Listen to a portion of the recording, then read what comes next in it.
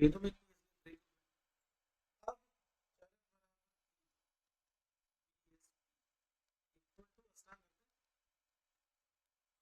बराबर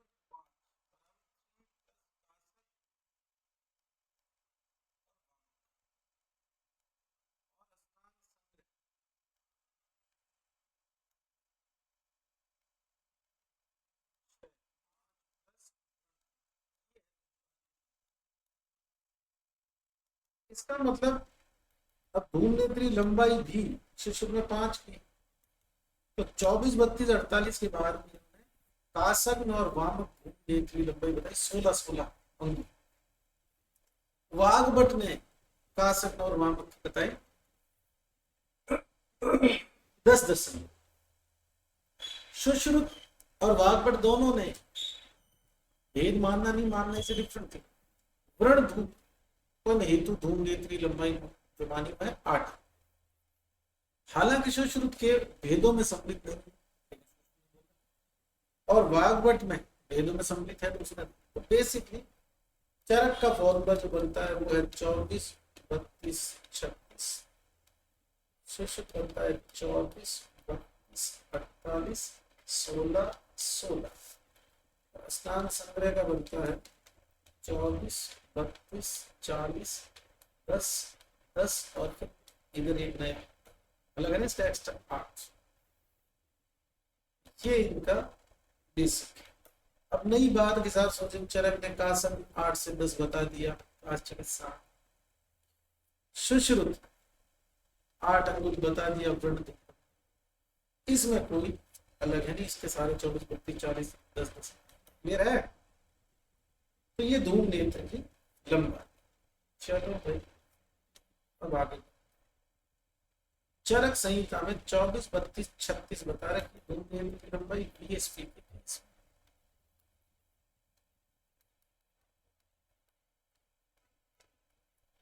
चतुर्विशंति नेत्र विरेचनी, चतुर्विशंति विरेचनी। द्वात्रिशद अंगुल स्नेह ने, द्वात्रिशद अंगुल स्नेह। अब प्रयोगम अधिअर्धम इष्य,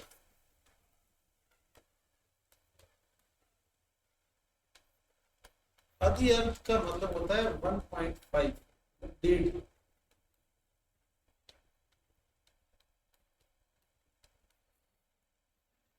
अब 24 का 1.5 तो 24 का 1.5 का मतलब 24 का 150%। 1 गुना बराबर 100%। तो 24 का 150 गुना होता है 36। इसलिए प्रायोगिक की लंबाई 1.5 गुना किससे, वेरेचनिक से। ये प्रश्न आ सकता है। चरक अनुसार वेरेचनिक धूम नेत्र की तुलना में प्रायोगिक धूम नेत्र होता है उसके समान प्रमाण से 1.5 गुना प्रमाण से 2 गुना प्रमाण से आधे 1.5 गुना अधिक। आगे एक बात सुनो, लिखता है धूम नेत्र जो है वो सीधा तो हो लेकिन त्रिकोश फलान्वित।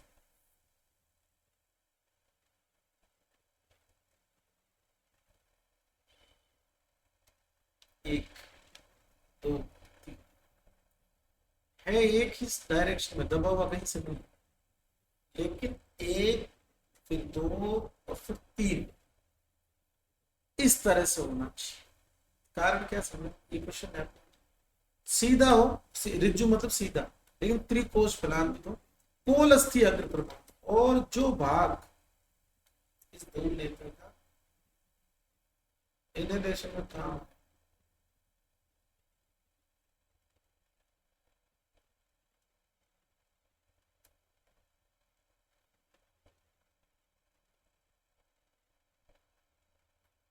इसके आगे का छिद्र बेर की पुतली चित्र।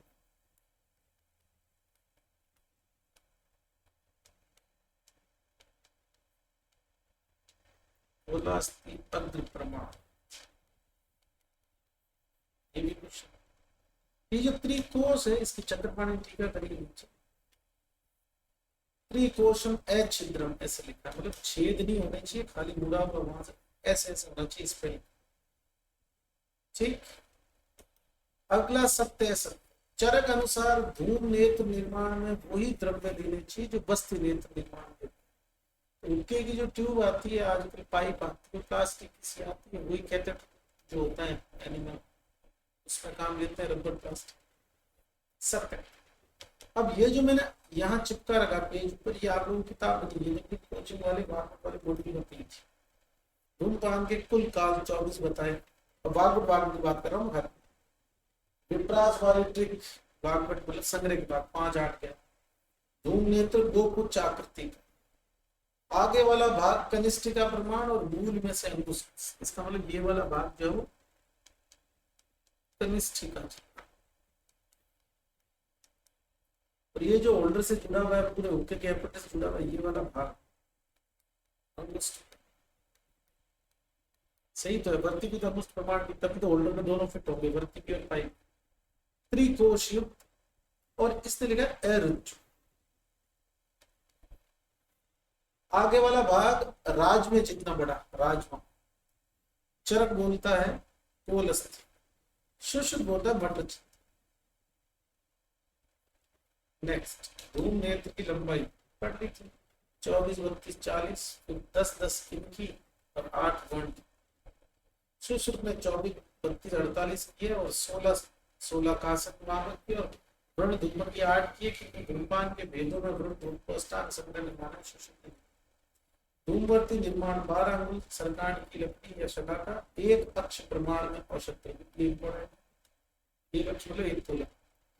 और चरक और सुश्रुत, चरक में तो बताया नहीं, सुश्रुत कहता है लकड़ी पर 8 अंगुल ले पर, वागपट संग्रह कहता है 9 अंगुल पर ले। तो वागपट के अनुसार ये जो लकड़ी है इस पर 1.5 अंगुल यहाँ छोड़ दो और 1.5 अंगुल यहाँ छोड़ दो, बीच वाले पोर्शन पे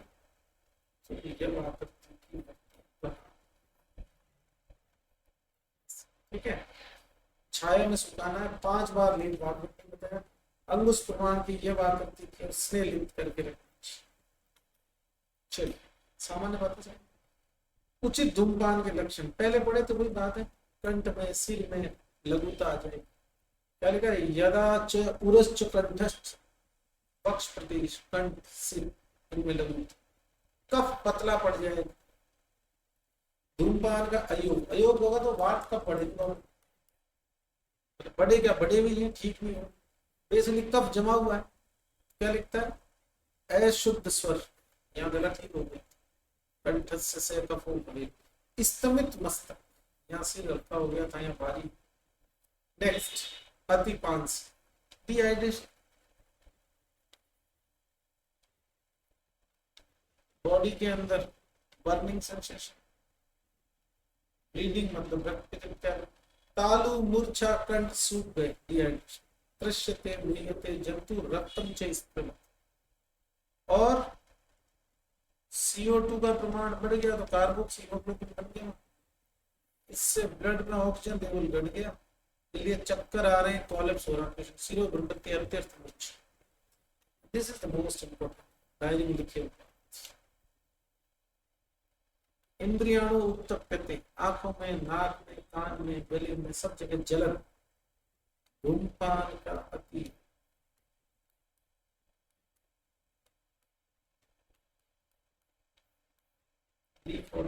जरूर।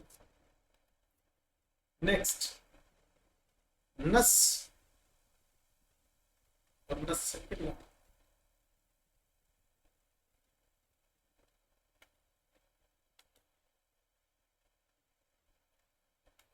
वर्षे वर्ष अणुतेलम च काले सूत्रिशाम नाचरित प्रावट शरद बसंत, ये नस्य के काल है, नस्य देना।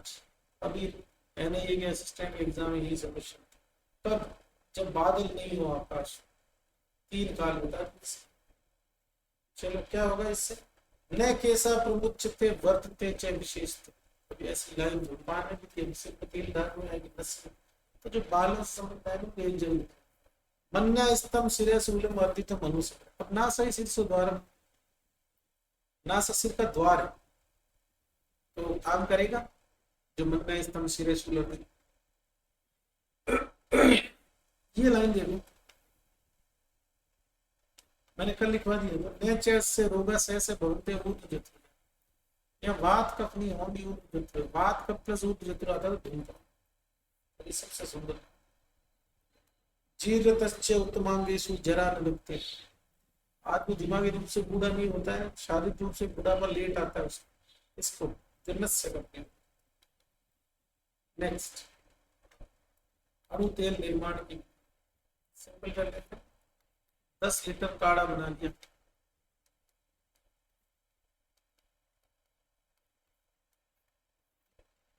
एक लीटर 10 लीटर बना हुआ काढ़ा बनाया तो 80 लीटर पानी में होगा, 160 लीटर बनाया हुआ, तब जाके 10 लीटर छानने थे। 1 लीटर तिल का तेल,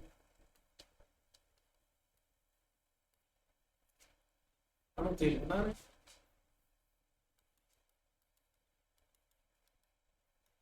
इसके अंदर 2 चीजों का मिक्स है, 1 लीटर तेल, 1 लीटर पानी, पकाया, क्या होगा, पानी पात का सारा उड़ गया। अब इस बर्तन में क्या बचेगा,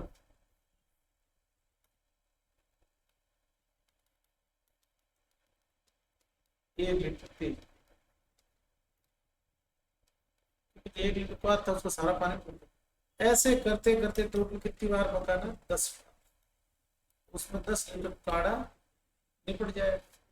क्वेश्चन, अणु तेल निर्माण में कितने बार पाक कर, 10। लेकिन जब ऐसे ऐसे करके 1-1 लीटर काढ़ा काम देखते करते लास्ट स्टेप को पहुंच,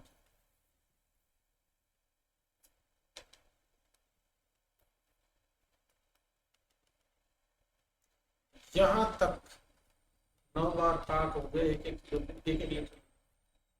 अब 10वीं बार के पाक, उसमें कहानी अलग।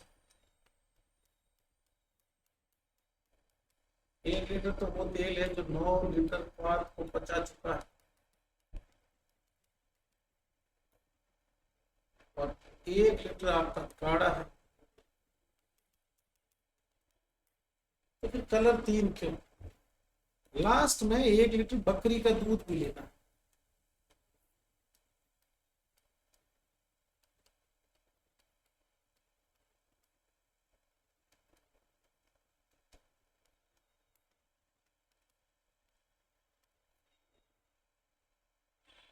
अब जब पाक हो जाएगा इसका, तो जो बनेगा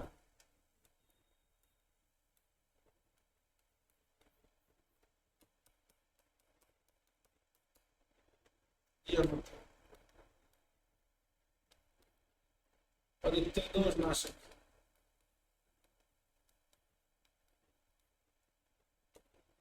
है।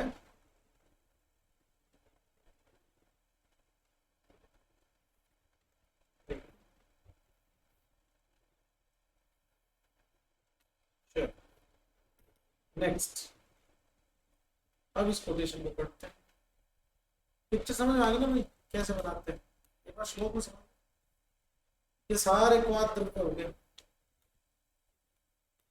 ये याद,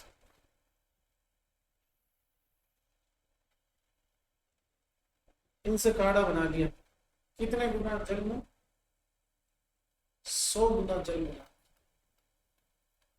8 गुना 16 गुना लेते हैं, विपाचित शत गुना लिखा, और पानी में कौन सा, महेंद्र जल अंतरिक्ष, उसमें एक बार द्रव्य डालना, मानो 10 लीटर काढ़ा लेना, आपने 100 लीटर पानी लग, 100 से ज्यादा लिया, वो 9-10 ग्राम होता है, कई कुछ इसमें से पूरे हिसाब चाहिए, अपन 100 लीटर मान लेते ताकि हिसाब में 100 लीटर इज इक्वल टू लगभग अपन चल 100 kg, इसका मतलब 10 kg वात द्रव्य, 100 लीटर उसमें पानी दिया, फिर उसको उबाल दे, जब 10 लीटर रह गया तो बर्तन निकाल लिया, उस निकले हुए 10 लीटर में से 1-1 लीटर ले रहे हैं। 1 लीटर पहले लिया, उसको 1 लीटर तेल मिलाया, उसके साथ में उबाला, तो पानी उड़ गया। अब जो तिल तेल, तिल का तेल 1 लीटर काम है, वो जो तिल तेल है जिसपे 1 लीटर काढ़ा अपन ने जला दिया, मतलब उड़ा दिया पानी, उसी में 1 लीटर और डालना। ऐसे करते करते 9 बार पाक किया। 10वीं बार पाक करते समय उसमें बचा हुआ लास्ट का 1 लीटर काढ़ा, और उसमें 9 लीटर काढ़ा पच गया वो तेल, और 1 लीटर बकरी का दूध मिला दो और उसको उबाल, मतलब सब्जी कर दो। फिर वहां तेलाद 10 गुणम कषाय, तेल से 10 गुना काढ़ा लेना। तो तेल तो 1 लीटर है, काढ़ा कितना लिया? 10 लीटर। तेल तेलम कषायम 10 करते, और फिर 10 बार कषाय। 10वें पाक में समान सम छागलम, सम प्रमाण में बकरी का दूध। दत्तादेशो अणु तेलस्य अस्य मात्रा प्रयोजितम तेलस्य अर्थ। दूसरी इंपॉर्टेंट बात, अणु तेल की प्रयोग मात्रा। अर्धपल, कोई है जो इसको तोले में कन्वर्ट कर? अणु तेल का प्रयोग काल।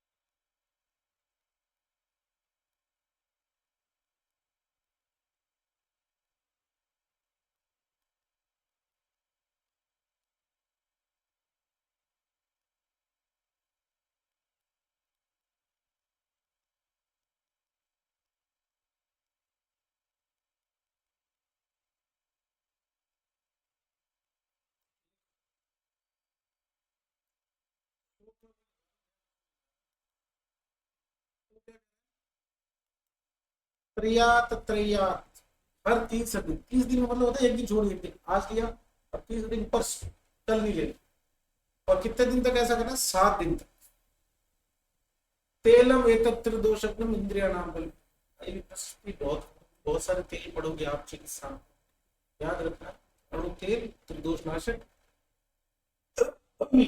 और इंद्रिय बल पर प्रयोग काल 3-3 दिन पर 1 सप्ताह तक। चक्कर से पूछे तो 3 दिन तक 1 सप्ताह तक प्रयोग करने के लिए कम से कम चक्कर के साथ 13 दिन लगेंगे। कैसे? पहले दिन किया, 2 दिन किया, 3 दिन किया, 4 दिन किया, 5 दिन किया, 6 दिन किया, 7 दिन किया, 8 दिन किया, 9 दिन किया, 10 दिन किया, 11 दिन किया, 12 दिन किया, 13 दिन किया। अब इन सब चीजें इनको अगर काउंट करो, 1 2 3 4 5 6 7, 13 दिन में हो गया। 7 बार एक एक दिन छोड़, चक्कर पानी ऐसे 2 तोला, है ना? अर्धपल का मतलब क्या होता है? 2 तोला। चलो, अणु तेल से संबंधित किसी कोई डाउट है भाई? नहीं? नेक्स्ट, धातु। पहला प्रश्न,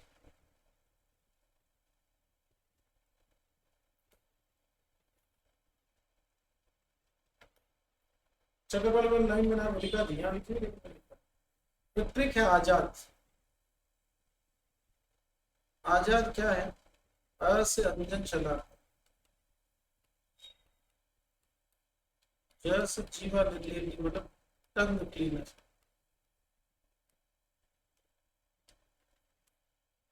और द से नाखून, जैसे नीम की नाखून तोड़ते हैं, नाखून। आजाद, अंजन चला का आटम, जीवा निर्लेप। थोड़ा सा टाइपिंग मिस्टेक है, इसको सही कर लेना। मेरे पास था ऑप्शन, आपने लिखा नहीं तो आपको भी कोई सकता है।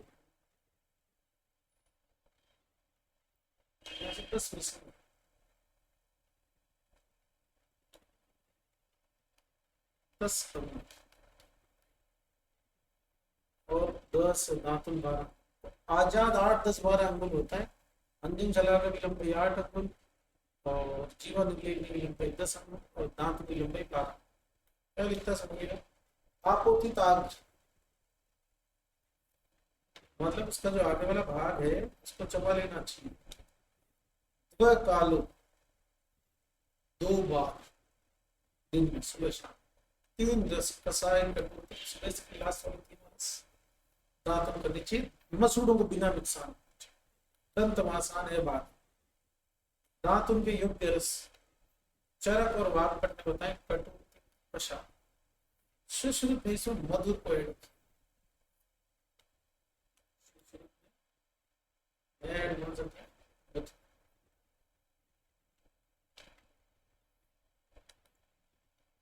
नेक्स्ट उत्तम धातु किसकी बताएं,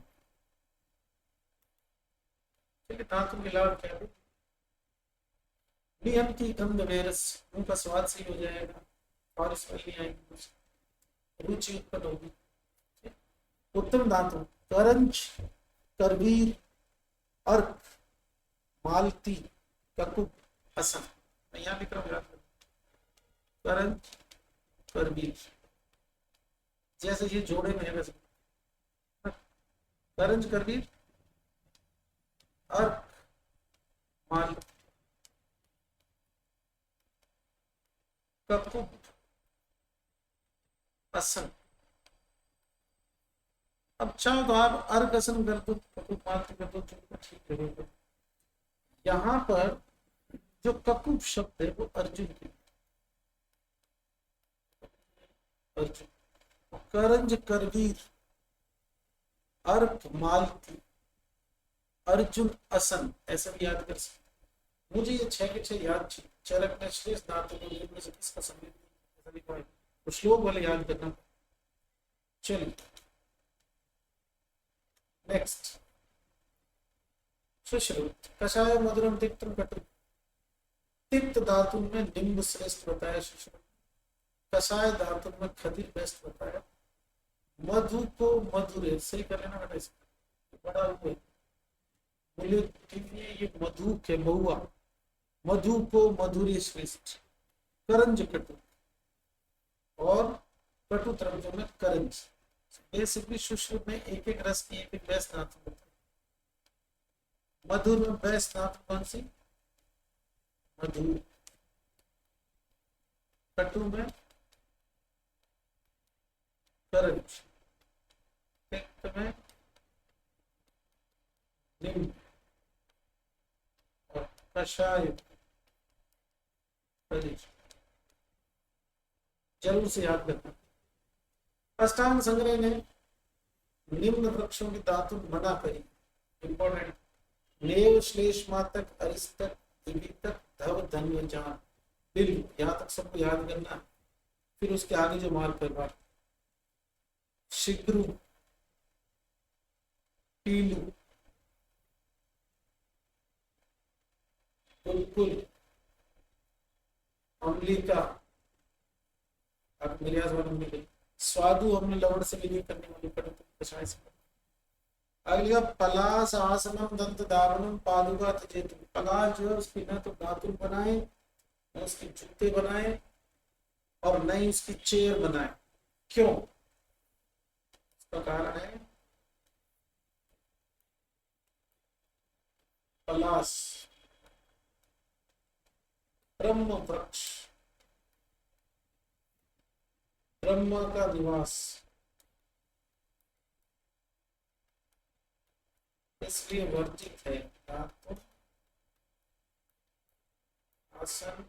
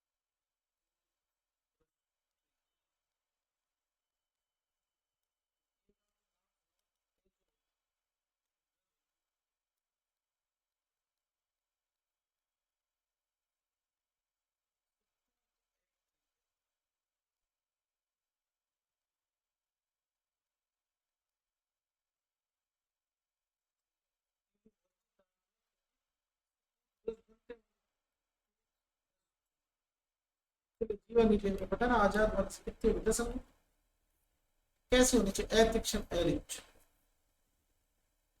हाँ जी मैम, हेलो मैम, क्लास चली, मैं कॉल करा था आपने रिसीव नहीं किया। मैं आऊंगा 10:30।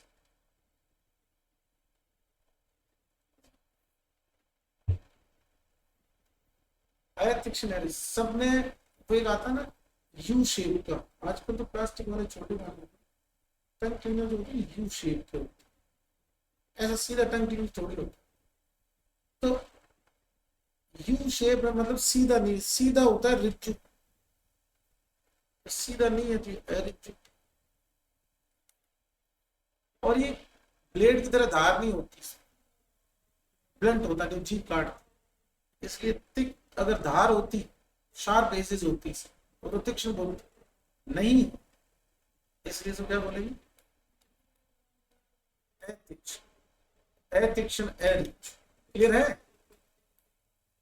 अरे कबूतरों, बात समझ पा रहे हो ना? एथिक्शन एरिच, कबूतर होता है ना, कबूतर तुम एकदम देखता रहता है, वैसे तुम देख रहे हो इसलिए बोल रहा हूँ कबूतर।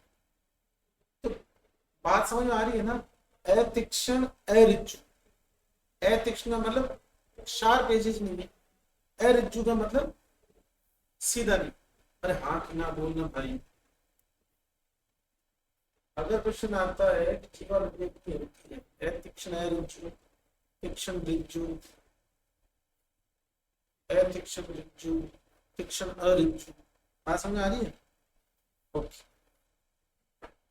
चलो क्या करेंगे, कोई जीवा के ऊपर जो मन लगे वो हट जाएंगे, बैड स्मेल हट जाएंगे। किसकी बनी होनी चाहिए, वो तो आदमी को डिपेंड करता है, उसकी क्या पोजीशन, फाइनेंशियल, स्वर्ण रजत ताम्र त्रिपुर रीति लोहा, जो मेरे सर इसमें लंबाई नहीं लिखी बेटा, विमर्श में किसी और आचार्य चरण में सुश्रुत की बढ़िया, जीवा ले लेंगे रोहित चौड़ सुश्रुत का वृक्ष की बना लो, तत् मला अनुसर दशम। क्लियर? नेक्स्ट,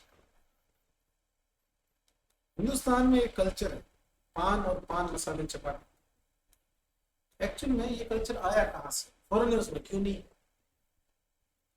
इसका कारण है कि हमारा जो कल्चर है उसमें मुख्य में सुगंधित द्रव्यों को धारण करने का नियम था। तो हुआ क्या कि भाई अब इलायची, खाना खाने के बाद इलायची कपूर ये सब मिला के खाने होते थे, मुख्य में सुगंधित द्रव्यों को धारण, ये कल्चर था।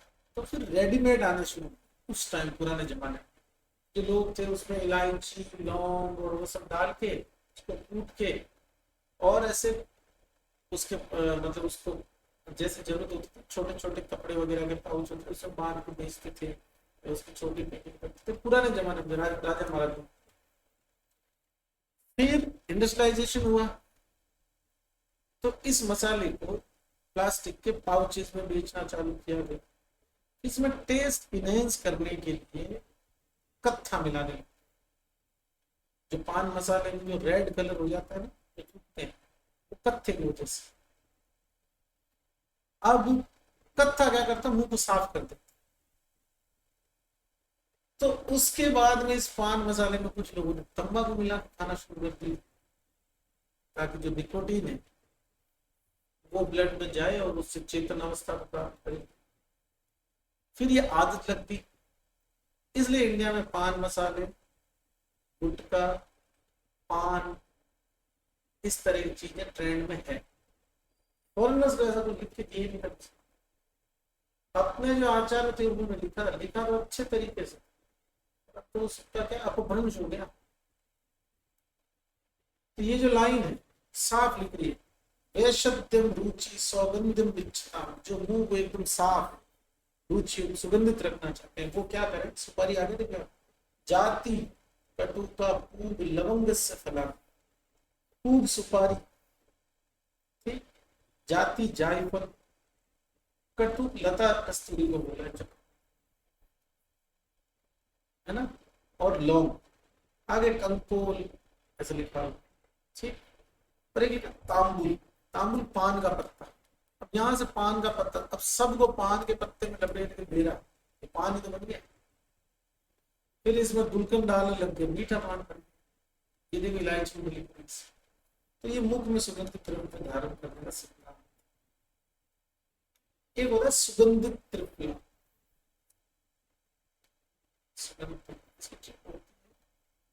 LPG, लवंग और जाति, ठीक है।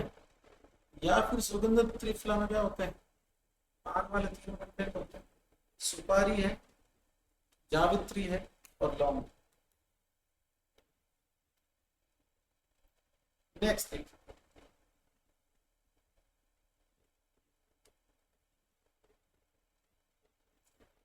स्नेहगंडूस। अब सिद्धांत था पहले कि मुंह में तेल भर के रखना, इससे मसूड़े मजबूत होंगे, जो मसल्स है वो मजबूत होंगे, ऐसे। तो हनूर बलम स्वर बलम वदन उपचय, जबड़े को बल मिलेगा, कंठ को बल मिलेगा और फेशियल मसल्स की अच्छी ग्रोथ होगी। किससे? स्नेह से। स्नेह का काम होता है दृढ़ता देना।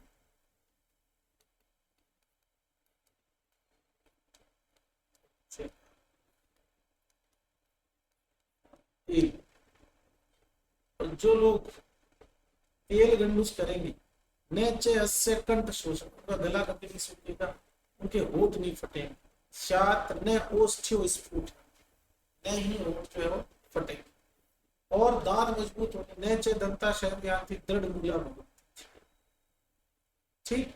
और न शून्यन्ते चे अम्ले नश्यते भविष्यन्ति, न ही सेंसिटिविटी हो। अब आपके पास सेंसिटिविटी का पेशेंट आ गया तो आप उसका ही स्नेह गंडूस चिकित्सा कर सकते। गंडूस के 4 भेद होते हैं, स्नेही, समन, शोधन, रोपण, ठीक। आगे सुनो, गंडूस और तौर में क्या, ये वाला जो टुकड़ा है इसको हटा दो।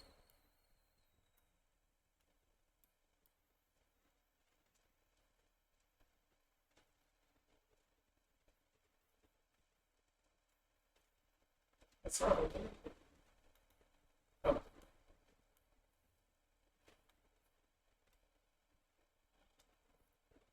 ये बता किताब,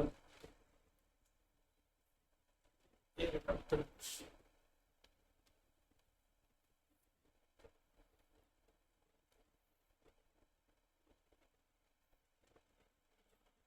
ये होता है संचारी, मतलब इसको मुंह के अंदर हिला सकते, कुल्ला करना बोलते हैं उसको, वही कवर।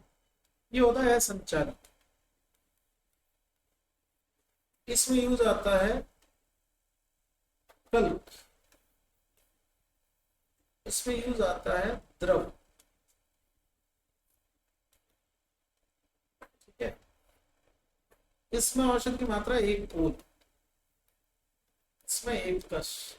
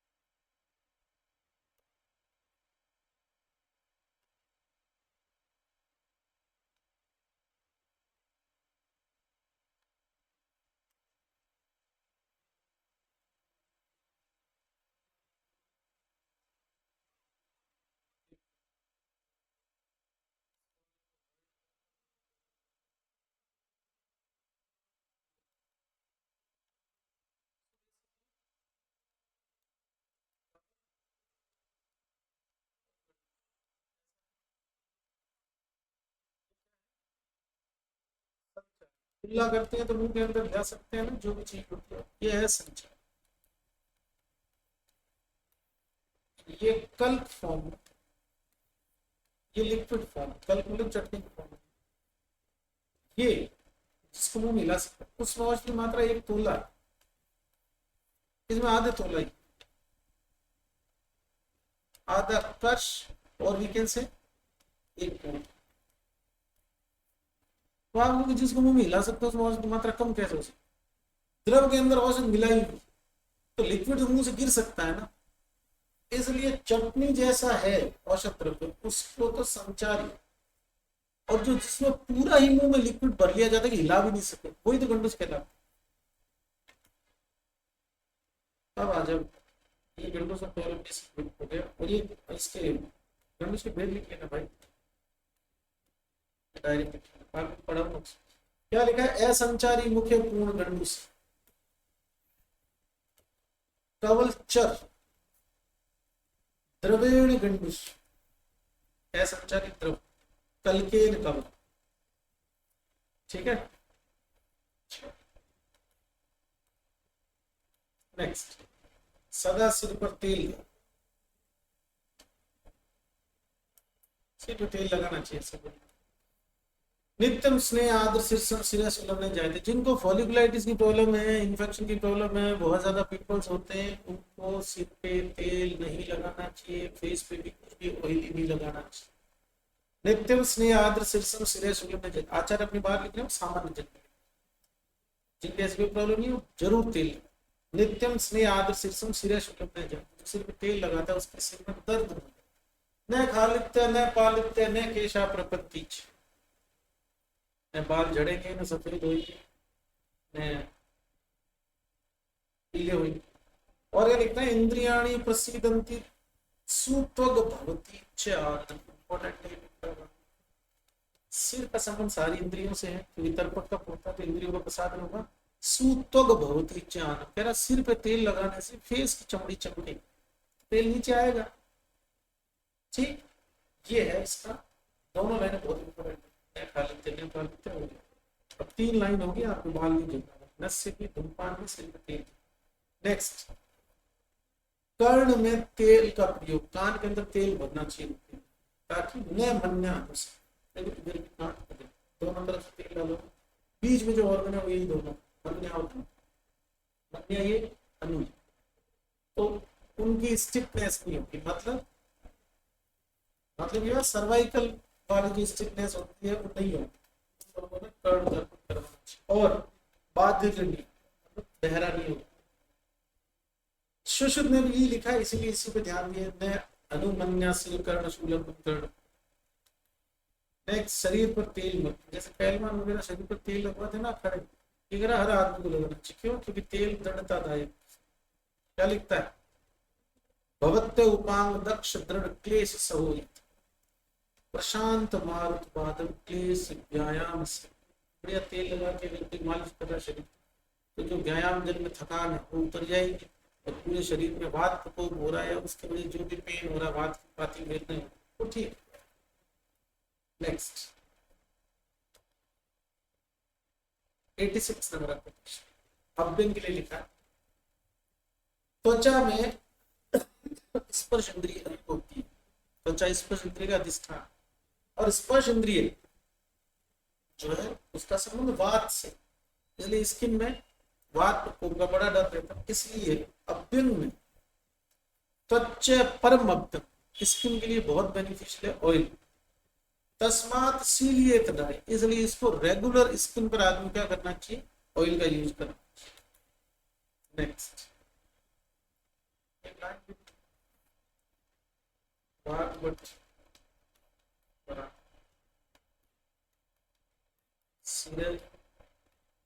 श्रवण पादेश विशेषेण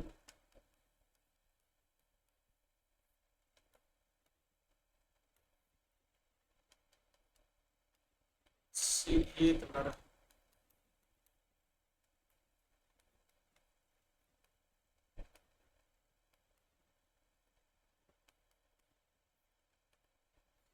तेल अभ्यंग के लिए वाग्भट ने बोला है कि विशेष रूप से सिर पर, कानों में और पांव तलुओं पर तेल रेगुलर जरूर लगाना चाहिए। किसके लिए बोला? अभ्यंग या तेल अभ्यंग के लिए। किसने बोला? वाग्भट। डायरी में लिख लेना बेटा। चल नेक्स्ट, पांव पर तेल मत,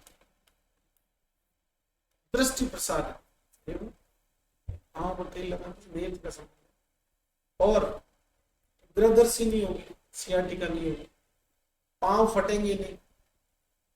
लिखा नेच स्याद ग्रदर्सीर वातम पादियोर स्फुटनम नेच, न सिरा स्नायु संकोचम, लिगामेंट इंजरी नहीं होगी, मसल्स जो मजबूत होगी, है ना, तो कोई भी लिगामेंट खींचेगा नहीं। ये सब किसके दाग है? पांव पर तेल। ये चारों एग्जाम है। मैं शायद ग्रदर्सी बात, मैं पादियोर स्फुटनम, मैं सिरा स्नायु संकोचम, दृष्टि प्रसाद गंध, ये चारों है इसमें पांव पर तेल लगाने के फायदे। नेक्स्ट शरीर मार्जिन या स्पॉन्जिंग। स्पॉन्जिंग क्या होती है? जैसे आपने कहा आईसीयू में सीसीयू में जो पेशेंट पड़े रहते हैं 10-10 दिन 15-15 दिन, तो उनको नहलाते तो है ही नहीं। अगर वो नहीं नहाएंगे या ब्रश नहीं करेंगे बॉडी में बाहरी इंफेक्शन होने के चांस, तो उनकी जो बॉडी है उस पर कॉटन जो होता है, कॉटन का बहुत बड़ा सा बोझ लेते हैं, उसको पकड़ लेते हैं आर्टरी से, और उसमें डिसइंफेक्टेड जो होता है उसमें डिप कर देते हैं डेटॉल वगैरह में, सेवलॉन वगैरह, है ना, पानी होता है उसमें, साथ में डेटॉल होता है या विटाडीन वगैरह होता है, उसमें डिप किया, फिर उसको पूरी बॉडी जो उसकी है उसको साफ कर, किससे? कॉटन जो होता है उससे। तो ये स्पॉन्जिंग है, या आपने देखा हाइड्रेट फीवर में ठंडे पानी से स्पॉन्जिंग होती है पूरी बॉडी। तो स्पॉन्जिंग जो है वो ये यहाँ वही वाली है जो नहा नहीं सकता उसके लिए क्या काम करेगी? दौर्गंध नाशक, दौर्गंधे गौरव तंत्र एक, कंडूमल अरुच, इचिंग, और जो स्किन पर मल है बदबू आ रही शरीर से, उससे जो अरुचि है वो उत्पन्न हो जाए, और स्वेटिंग की वजह से जो दुर्गंध आ रही स्वेद उसका नाश, शरीर मार्जन स्पॉन्जिंग। सो गौरव सॉरी दौर्गंधे गौरव तंत्र कंडूमलम अरुचितम स्वेद विविधता अंति शरीर परिवर्तन। अब है नहाना। तो नहाते कहाँ है? कुंभ में, गंगा में, तो पवित्र, पवित्रम वर्षम आयुष्य। गर्मियों में अपन शाम को भी नहाते हैं, क्यों? थकान होती है, पसीना होता है, और पसीने और चिपचिप की वजह से गंदगी भी चिपकती है, जो मार्केट जाते हैं वहां जो डस्ट उठती है एनवायरमेंट, जो इसके धुएं के पार्टिकल होते हैं। श्रम स्वेद मलाप, थकान, पसीना और शरीर के ऊपर के मलों को हटाने। और शरीर बल संधान, सुबह सुबह उठे नींद से, काम पे जाना है, कोचिंग जाना है, या लाइब्रेरी जाना है, क्लास जाना है, इच्छा नहीं हो रही है, ऐसा लग रहा है यार वापस सोने, शरीर एकदम ढीला ढीला हो रहा है, नहा लो। नहाने के बाद नहीं बैठ सकते, फिर तो जाओगी जाओ, चाहे क्लास में 5 लोग जाएगा, तुम तो जाओगे अगर नहा लो। शरीर को बल देता है, शरीर के बल को जोड़ देता है। तो लास्ट वन, स्नानम ओजस कर्म पर। स्नान ओज बढ़ाता है, इम्यूनिटी बढ़ाता है, आपकी जीवन क्षमता को बढ़ाता है। तो पवित्रम वर्षम आयुष्यम, श्रम स्वेद मलापम, शरीर बल संधान कर, स्नानम ओजस कर, चारों टुकड़ा आने। इसमें और इसमें अगर कभी कंफ्यूजन हो जाए, ऊपर कंडू मलम अरोच, नीचे श्रम स्वेद मलम। स्पॉन्जिंग से थकान नहीं जाती, श्रम, थकान तो नहाने से है। स्नान केवल पसीने की बदबू नहीं हटाता, जबकि अब शरीर परिमार्जन तो पसीने की बदबू हटा रहा। इसके अलावा गौरम और तंद्रा, ये थकान से नीचे की कंडीशन है, तो छोटी मोटी चीजें जैसे गौरम तंद्रा है उनको तो शरीर तो पूरी थकान जो बॉडी है उसको दिया। बाकी शरीर परिमार्जन से बोझ नहीं बढ़ता, शरीर का बल संधान नहीं होता, पवित्र का कोई ऐसा है। तो पवित्र वर्षम आयुष्य, श्रम स्वेद मलाप, शरीर बल संधान कर, ओजस कर्म कर। आप बिलीव नहीं करोगे, ये चारों ही टुकड़े पिछले 20 सालों में करीबन 50 बार पूछे। कभी आ गया डॉट डॉट डॉट ओजस कर्म पर, कभी आ गया शरीर बल संधान कर, कभी आ गया श्रम स्वेद मलापम, कभी आ गया पवित्र वर्षम आयुष्य। एक भी चीज छोड़ने लायक। ठीक, चलिए विमर्श में स्नान के लिए सुश्रुत में कुछ लिखा लिखते हैं, स्नान हृदयम मल अरम श्रेष्ठ सर्व इंद्रिय विशोध। तंद्रा पापमा उपशमनम तुष्टिदम पुंसत्व वर्ध, बोझ बढ़ने का मतलब शुक्र की बढ़ा। ठीक। लास्ट विद्या स्नानम अग्निष्टि, नहाने के बाद में ब्रेकफास्ट या लंच करो, अलग ही मजा है। सुश्रुत जी ने एक लाइन और दी है, एनआईए के एग्जाम में पूछा हुआ है कि लाइन किसकी है। सुश्रुत लिखा है, उष्णेन सिर से स्नानम अहित चक्षुष, गर्म पानी सिर पे डाल लो तो नेत्र के लिए खराब, और ठंडा पानी से, ठंडे पानी से सिर धो रहे हो तो नेत्र के लिए अच्छा। मतलब अगर आपको उष्ण जल से स्नान करना तो सिर से नीचे नीचे, सिर पे गर्म पानी डाल के नीचे रेफरेंस। चलिए नेक्स्ट, स्वच्छ कपड़े, मतलब साफ सुथरे धुले हुए कपड़े। ये तो तुम सब जानते हो, काम्यम यशस्यम आयुष्य, सुंदर कपड़े पहने होंगे, अच्छे कपड़े पहने होंगे, व्यक्ति सुंदर दिखेगा तो आकर्षक लगेगा, वही तो काम में हो, स्टाइलिश लगेगा, वो यशस्वी। ये जैकेट कितनी अच्छी है। अगर प्रयास, जिस दिन तुम नए कपड़े पहनते हो तो अंदर अंदर से कैसे खुश रहते हो, पता ही नहीं चलता क्यों, अगर बीच में भूल जाओ फिर याद आता आज नए कपड़े। श्रीमद पारिषद, जिनका तुमसे तालमेल नहीं है लेकिन कोई ना कोई कॉमन लड़की है बीच में, उसको पूछ ली कपड़े कहाँ से लाते, ऐसे है ना, तुमसे डायरेक्ट पूछेगी तो उसका ईगो है ना वो हर्ट हो जाएगा। तुम्हारी और उसकी जो कॉमन फ्रेंड है उसको बातें बातें पूछ। श्रीमद पारिषद का मतलब होता है पार्टी के अंदर सब बोलेंगे प्रयासनम तुम्हारे लिए यशस्वी काम में श्रीमद पारिषद, ये तो समझदारी वाली। अगर समझदारी वाला तरीका बुद्धि में नहीं करते तो कैसे कपड़े कैसे काम में, काम में से शुरू हो रही है। श्रीमद पारिषदम कपड़ों के लिए आता है, श्रीमद व्यसन सूदन ये रखना भी। ठीक, यस किस बात के लिए यस लिखा हमने, किस बात के लिए, तुम्हारे ऐसी कोई है क्लास में जो तुमसे जलती है, जो तुम्हारी कॉमन फ्रेंड से पूछती है, पहले वाले की पर होती तो है, ऐसा ऐसा होता है, लड़कों में तो नहीं होता, लड़के में ऐसा होता है।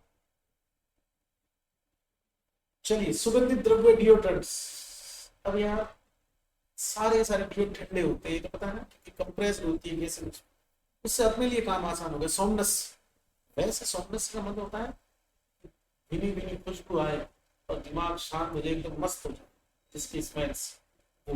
लेकिन अपन सोमनस से मतलब समझेंगे शीतल ठंडा, तो उसका मतलब वो भी है। तो डिओड्रेंट्स वाले में एक सोमनस से वाला लाइन और क्या है, वर्षम सौगंधम आयुष्य, जितने भी डिओड्रेंट्स हैं उनके एड आप देखे होंगे वल्गर टाइप के आते हैं,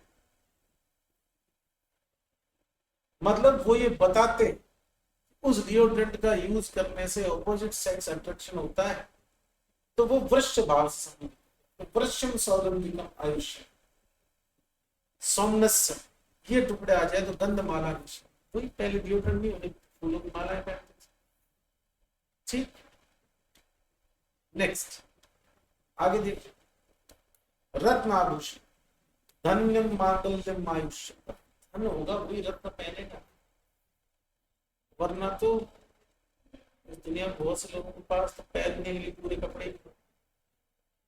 धन्यम मंगल्यम आयुष्य श्रीमद व्यसन, इसका मतलब समझ, रत्न बोले तो ये शुक्र का, ये शनि का, ये मैं नहीं करता, ये मेरा विश्वास कम हो सकता।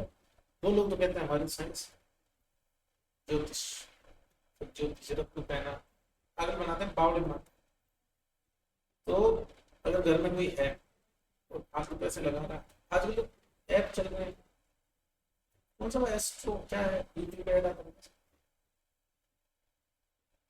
पता नहीं नाम ध्यान नहीं है, एस्ट्रो एस्ट्रो कुछ तो एस्ट्रो के ऐप चल रहे, सब फर्जीवाड़ा है, पैसे वाले लोगों को पागल बनाने के तरीके।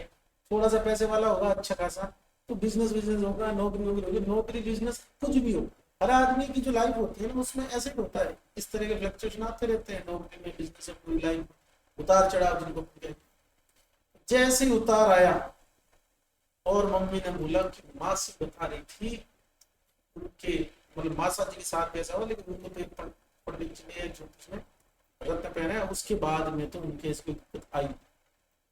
मास जी को 4 महीने हुए पहने हुए, तो कोइंसिडेंटली उस रत्न पहनने के बाद मास जी इस वाले ग्राफ में है, लेकिन तब तक तो पापा ने पहन लिया।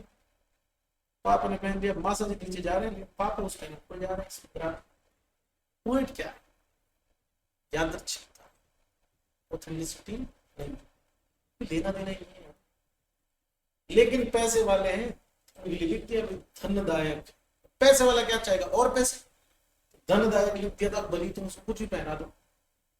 और एक थ्योरी है, बताऊंगा मैं, सबसे बड़ी थ्योरी जो है डायमंड के बारे में इसके। डायमंड इस दुनिया का सबसे बड़ा मिथ। डायमंड भरपूर उपलब्ध है, लेकिन उसको रेयर बना के बेचा जाए, क्योंकि पैसे वाले के पास इतने पैसे, वो क्या खरीदे? इतना कैरेट का डायमंड, इतने कैरेट डायमंड, ऐसी थ्योरी है, बताऊंगा, नेट पर पढ़ी बता दूंगा। तो डायमंड जो है ये वही रत्न। तो रत्न आभूषण लिखा लिखा धन्य मांगल्य और आंगल्य, दुख दूर करता है, ये दुख दूर करता है और इससे पैसा आता है। यही इनके बिकने का सबसे बड़ा कारण। ठीक, बाकी तो क्या है, फीमेल्स में हो सकता है हर्षिमत, ये मेरा नेकलेस नहीं, इसमें कौन सही रिजल्ट होगा, क्या क्या है इसमें। तो धन्यम मांगल्यम आयुषम श्रीमद वैसे सूदम हर्षम। नेक्स्ट, पैर और मलमार शुद्धि, ये अपन को कोविड में बहुत अच्छे समझ में आ गई ये चीज। प्रॉपर साबुन से हाथ धोना, मुंह हाथ धो के घर में आना, खाना खाने से पहले मुंह हाथ, मलमार मतलब चेहरे के ऊपर ये सब है मलमार। तो मध्यम पवित्रम आयुषम, पहली बात तो ये काम जो करेगा उसकी बुद्धि बढ़ेगी। तो मेरे हिसाब से बुद्धिमान होता वही करता है। बाकी तो मैंने ऐसे से जाहिल देखे हैं कि खाना खाने बैठेगा हाथ नहीं धोए, मतलब बेसिक जो है ना, तो है ही नहीं। खाना खाने से पहले जरूर हाथ धो, चाहे आप स्पून यूज कर रहे हो, नाइफ यूज कर रहे हो, हाथों को भाई। मध्यम पवित्र आयुष, आगे का कली नाशनम, कली बोलते हैं बाबू रोग को, इसलिए अपन जिस युग में जी रहे हैं वो है कली युग। कली बराबर रोग, रोगों का युग है, इसलिए तो चिकित्सा पढ़ रहे। ठीक है, कली नाशनम मध्यम पवित्र। नेक्स्ट, शौर कर्म। एक्चुअली में शौर कर्म के साइड में आप देखते हैं ना कल्पन कर्म। कल्पन कर्म, कल्पन मतलब काटना, बाल दाढ़ी का। एक तो लिखा है पौष्टिकम दृश्य आयुषम की स्टार्टिंग सूची। अगर बाल सही से नहीं कटे होंगे, मतलब बाल टाइम टाइम पे नहीं कटेगा और साफ सफाई का ध्यान नहीं रखेगा बाल को, क्या उसके अंदर इन्फेक्शन हो जाएगा, फंगस हो जाएगा, डेंड्रफ हो जाएगा। तो उस जगह सही बाल कटे तो आदमी सुंदर लगता है, रूप विराज। आपका जो फेस, उसके ऊपर का जो ये हेड वाला एरिया जिसमें बाल है, उसी से तो आपका पूरा फेशियल एक्सप्रेशन बनता है। इसलिए तो कोई भी व्यक्ति जब किसी कारणवश अनायास ही जब पूरे बाल उगा लेता है तो उसका पूरा शक्ल सूरत चेंज लगती है कि यार तू बड़ा अजीब सा लग रहा है। कोई अगर शेविंग रखता है, थोड़ी सी छोटी करवा के शेव, अरे यार सही नहीं लग रहा, बच्चा सा लग रहा था, ऐसा था। तो वो रूप मतलब अपीयरेंस आपका पूरा डिसाइड करने में 50-50 है, फेस और बाल। तो रूप विराज के समस्या का, ठीक है। विमर्श के अंदर दो आचार, फिर क्या लिखता है? पहला पक्ष तो ये जो कॉमन पक्ष, त्रिपक्ष शक्ति समस्या, ठीक है।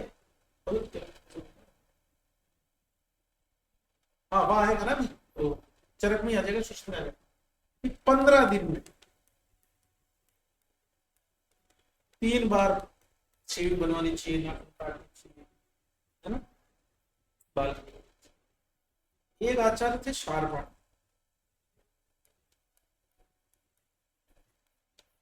तीन माह में ऐसा, ठीक है। नेक्स्ट, जूते पहन। एक तो जूतों के लिए चक्षुष लिखा हुआ, ये इंपॉर्टेंट है, यहाँ नोट डाल सकते हैं।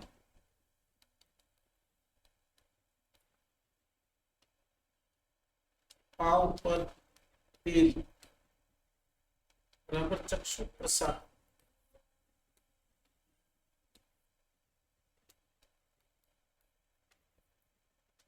और जूते या खड़ग या पादत्र, इसको क्या बोला? चक्षुष। ऐसे आप अपनी तरफ से और बना सकते हो, जैसे स्वच्छ वस्त्र बराबर श्रीमत पारिषद, और रत्न बराबर श्रीमद संशोधन। ठीक है, चलिए आगे लिखता है स्पर्श मित्र, आठ वगैरह नहीं चुका, मतलब जमीन है उससे पांव फ्रिक्शन नहीं होगा तो चलने में कठिनाई नहीं होगी। पाद और विस्थापन, पांव की जितनी भी दिक्कतें हैं चलने में वो सारी दूर हो जाएगी। एक लिखा पराक्रम से, जूता पहना हुआ है और पांव आ गया बिच्छू पे तो कोई बात, जूता नहीं पहना है तो पांव बिच्छू पाएगा तो आदमी भागेगा, और जूता पहना हुआ है तो उसको मार दे, डरेगा नहीं पीछे। बात तो वैसे याद रखना, जैसे मैं तुम लोगों को बोलना शुरू करा नहीं होगा कि तुम्हारा टेस्ट फेस्ट होगा, जिनके नंबर कम आए वो यही बोलेंगे जूता निकाल के, जूता मार के, तो डराने के काम आता। पराक्रम से मतलब जिसमें आदमी खुद डरता नहीं दूसरे को डराता, इसमें जूता पहन। ठीक है, इसलिए तो बोलते हैं टीचर को और माँ बाप जूता ऑलमोस्ट आधा खुला ही रखना चाहिए, जिसको देख देख के बच्चा उसे ही चलता रहे, आधा खुला हुआ तो तुम निकाल के शुरू कर सकता है। ठीक, नेक्स्ट छाता धारण, पहले सब पत्रकार पोपटलाल सब वो छाता रखना जरूरी था क्योंकि फोर व्हीलर नहीं थी, तो गाड़ी में बैठ रहते चारों तरफ छाता।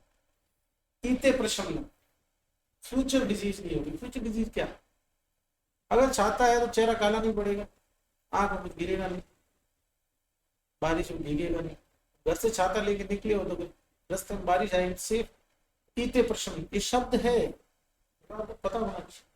दूसरा गुप्त आवरण संकट, या दो बार गुप्त आवरण को संकट, गुप्त आवरण कहते हैं भाई भूत पिशाच जो है उनसे बच जाए, पूरी छाया होती है उससे बच जाते हैं। संकट का मतलब कल्याण का, ये वही है आपको बुरी नजरों से बचा।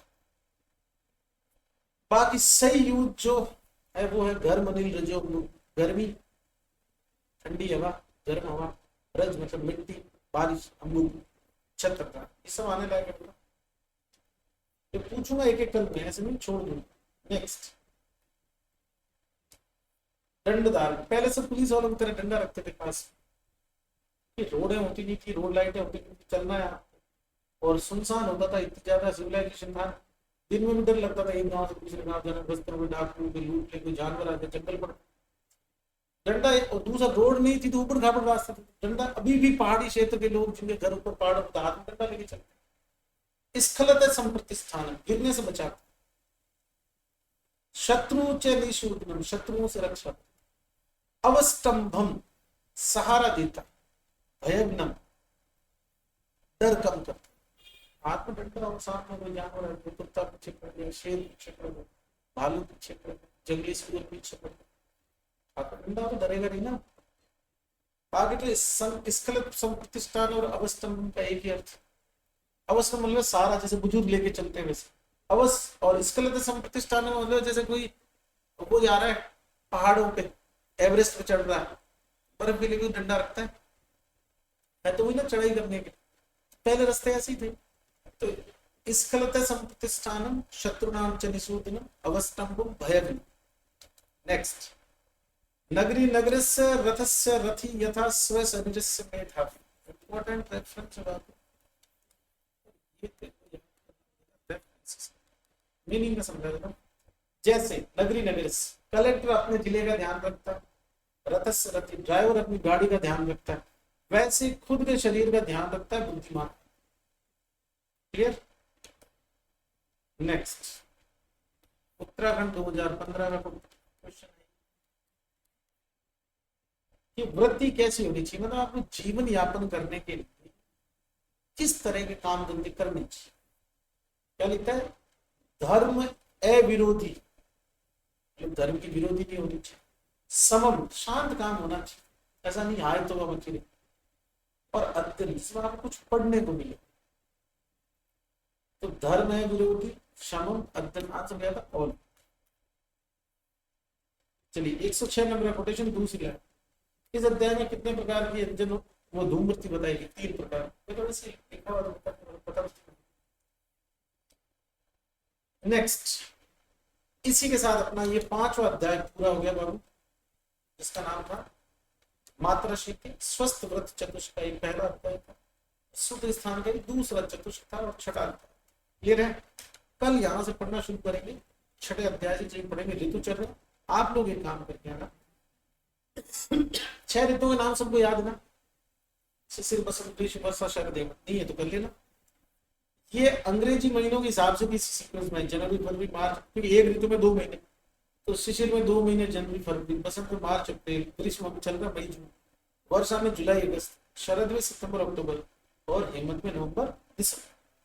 हिंदी महीनों के नाम अगर किसी को याद है बहुत बढ़िया, नहीं है तो करने। जैसे हिंदी नववर्ष शुरू होता है चैत्र वैशाख से, तो चैत्र वैशाख ज्येष्ठ आषाढ़ श्रावण भाद्रपद अश्विन कार्तिक अगन पूस माघ फाल्गुन। ठीक, अब है ये वैदिक माह या आयुर्वेदिक माह, इनको याद करना। ये तो टेढ़े हैं, यहां तक तो आप 9 चीजों। अब ये पहली बार आए, इसकी ट्रिक जैसे तप तपस्या है, पहला जो ऋतु शब्द उसमें, दूसरे ऋतु में मधु माधव है, तीसरे में शुक्र सूची, चौथे में नव नमस्य, पांचवें में ईश्वर, छठे में सहस। इसका मतलब तप माघ का नाम है, तपस्या फाल्गुन का वैदिक नाम, चैत्र मधु है, वैशाख माधव। इसको मैंने ट्रिक से याद लिया। तेरी मेरी शादी नहीं हो सकती। तुम लोग इसको सीरियसली मत लेना, किसी की भी शादी तुम्हारी किसी से भी हो सकती है जिसे तुमने सोच रखा। ट्रिक है कि तुमको कोई कह रहा है या तुम किसी को कह रहे हो कि तेरी मेरी शादी नहीं हो सकती, तो यहाँ नहीं हो सकती, ऐसा। इसको देख के आना थोड़ा कल, ठीक है? उसके बाद में आसान हो जाएगी चीज। अरे देख के आओगे ना, देख के आओगे।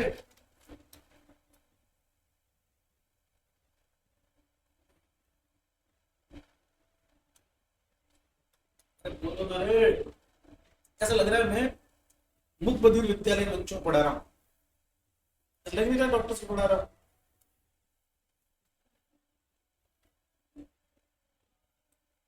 ठीक है, जब पढ़ के आना, पर मजा आएगा। पढ़ के आओगे पक्का, टिप्स पे करवा देंगे पक्का सारा।